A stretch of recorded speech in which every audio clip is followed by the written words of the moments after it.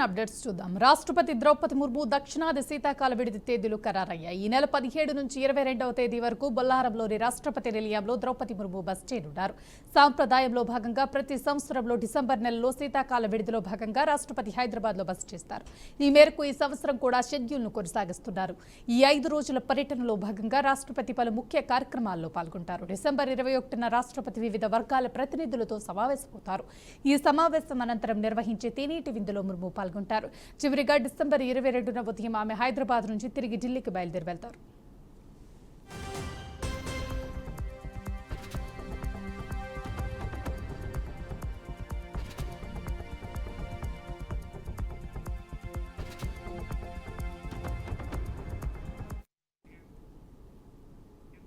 విజయవాడ తుమ్మలపల్లి కళాక్షేత్రంలో పొట్టి శ్రీరాములు ఆత్మార్పణ దినాన్ని ఘనంగా నిర్వహించారు.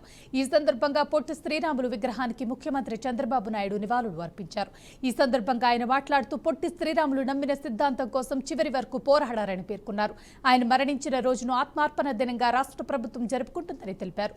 తెలుగు రాష్ట్రాల సాధన కోసం 58 రోజుల పాటు పొట్టి శ్రీరాములు నిరాహార దీక్ష చేశారని సీఎం గుర్తు చేశారు. అమరావతిలో పొట్టి శ్రీరాములు స్మృతివనం ఏర్పాటు చేయడంతో పాటు 58 అడుగుల విగ్రహాన్ని ప్రతిష్ఠించనున్నట్లు ఆయన ప్రకటించారు. రోడ్డు పెట్టాలా అని ఆలోచించినప్పుడు నాకు అనిపించింది ఆయన చేసింది సాక్రిఫైస్. అందుకని డిసెంబర్ 15న ఆయన చనిపోయిన రోజునే ఆత్మార్పణ దినోత్సవంగా డే ఆఫ్ సాక్రిఫైస్ కింద మనం చేస్తే శాశ్వతంగా గుర్తుంటుంది.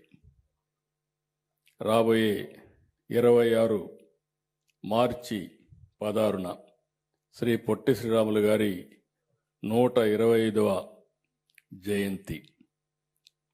అందుకే ఈ సంవత్సరం మార్చి 16 నుంచి రాబోయే సంవత్సరం మార్చి 16 వరకు జయంతి ఉత్సవాల్ని అధికారికంగా సంవత్సరం అంతా కూడా జరుపుకుంటున్నాం. దీనికి మనస్ఫూర్తిగా పొట్టి శ్రీరాములు మెమోరియల్ ట్రస్ట్ని అభినందిస్తున్నా. ఇప్పుడే మన వాళ్ళు చాలా బాగా, ఎందుకంటే మీరు చూశారు కుటుంబ సభ్యుల్ని.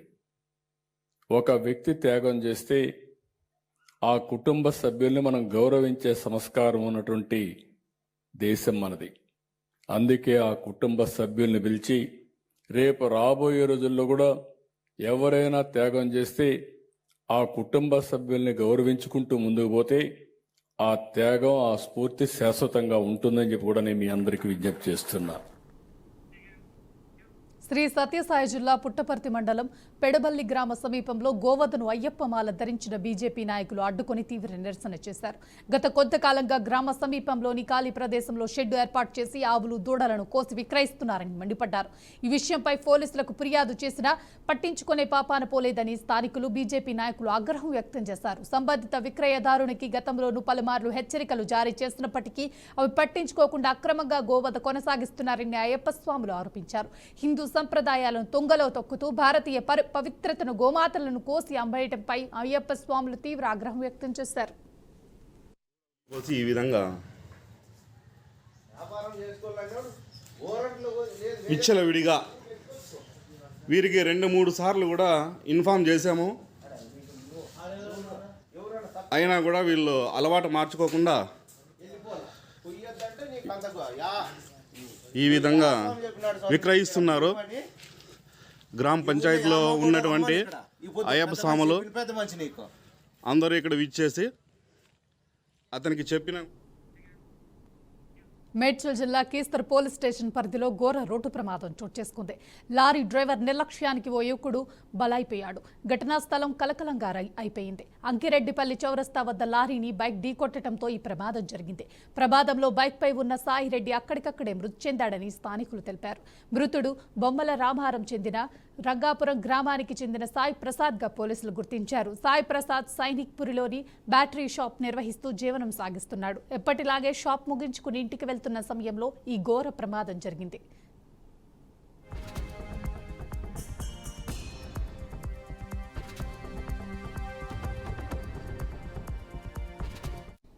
ప్రమాదం అనంతరం లారీ డ్రైవర్ ఘటనా స్థలం నుంచి పరారయ్యాడని స్థానికులు చెప్పారు.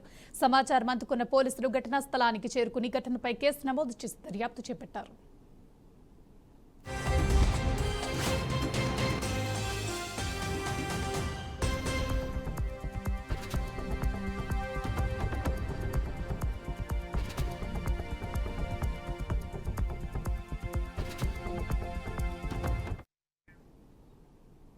T20 మ్యాచ్లో తిలక్ వర్మ కొత్త రికార్డును సృష్టించాడు. ధర్మశాల వేదికగా దక్షిణాఫ్రికాతో జరిగిన 3వ T20 మ్యాచ్లో అరుదైన ఘనత సాధించాడు. Team India star batter Virat Kohli పేరుతో ఉన్న భారీ రికార్డును తిలక్ వర్మ బద్దలు కొట్టాడు.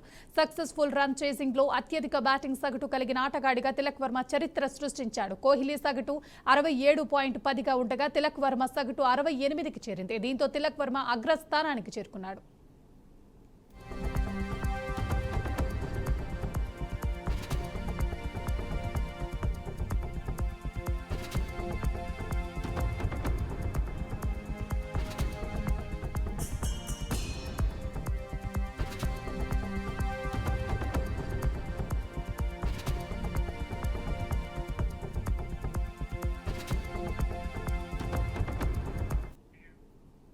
ఫుట్బాల్ దిగ్గజం లియోనల్ మెస్సీ రాకతో దేశ రాజధాని ఢిల్లీ సోమవారం ఉత్సాహంతో ఉప్పొంగింది. తమ అభిమాన ఆటగాడిని ప్రత్యక్షంగా చూడగానే ఆకాంక్షతో వేలాది మంది ఫుట్బాల్ ప్రేమికులు అరుణ్ జైట్లీ స్టేడియానికి తరలివచ్చారు. ఉదయం నుంచే స్టేడియం పరిసరాలు భారీగా బరులు తీరగా ఆ ప్రాంతమంతా అర్జెంటీనా జెర్సీ రంగులైన నీలం తెలుపుతో నిండిపోయింది.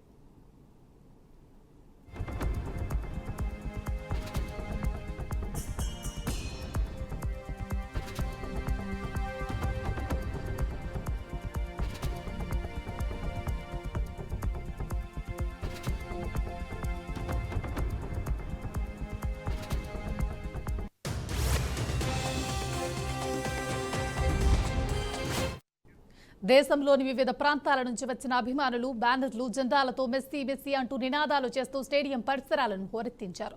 సాధారణంగా క్రికెట్ మ్యాచ్లకు కనిపించే సందడి ఫుట్బాల్ కోసం కనిపించడం అందరినీ ఆశ్చర్యానికి గురిచేసింది. 7 సార్లు బలాన్ డీ-ఓర్ విజేత అయిన మెస్సీని ప్రత్యక్షంగా చూడటం తమ జీవితంలో మర్చిపోలేని అనుభూతి అని అభిమానులు ఆనందం వ్యక్తం చేశారు.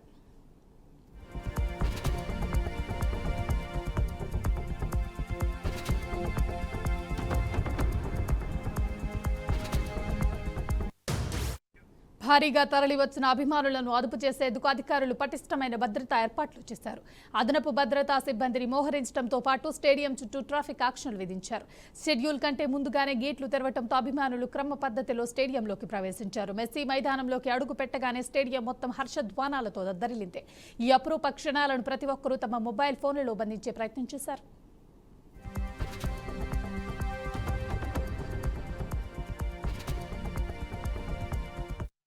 వాస్తవానికి మెస్సీ ఉదయం ఢిల్లీకి చేరుకోవాల్సి ఉన్నప్పటికీ పొగమంచు కారణంగా అతడు ప్రయాణిస్తున్న ప్రత్యేక విమానం ఆలస్యమైంది. మధ్యాహ్నం ఢిల్లీలో ల్యాండ్ అయిన అనంతరం మెస్సీ నేరుగా లీలా ప్యాలెస్ హోటల్కు చేరుకున్నారు.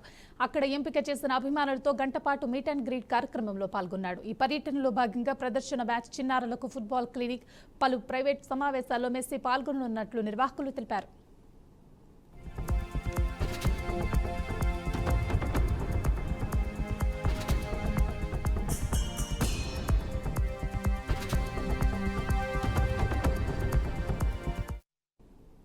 ఇవి bulletin updates. Keep watching BRK news Telugu.